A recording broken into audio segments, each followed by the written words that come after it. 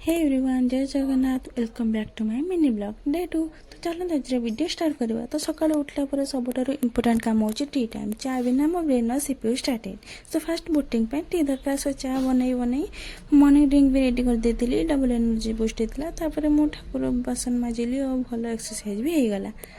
तो ठाकुर बासन माज सारा पर मो नित्यकर्म सारिया नित्यकर्म सारिक आसिक मो भाईर टिफिन रेडी कर देतिली। तो कॉलेज जा पूर्व टिफिन बॉक्स दे ताको विदाय जणैतिली। तो तापर मो ब्रेकफास्ट मु करथिली दहीबरा। तो ब्रेकफास्ट कर सारिक मु स्टडी पे जाइतिली। तो स्टडी सारा बेलू लंच टाइम होइतला। तो लंच टाइम रे मो बुआ जे कोन मिक्सचर बॉक्स खोलछन्ती देखिबे। मिक्सचर बॉक्स रे थिला भात डाली आलू भर्ता और दही बाइगण। तो लंच टाइम होता लंच कर सारिक मुझे शोई पड़ी। शोई उठला बेलू इवनिंग भ्यू किसी एमती थिला। तो इवनिंग भ्यू एंजॉय कली। तो ये आज ब्लॉग में एंड करुँची। तो वीडियो भल लगे लाइक शेयर सब्सक्राइब करदेवे। See you in the next blog day 3।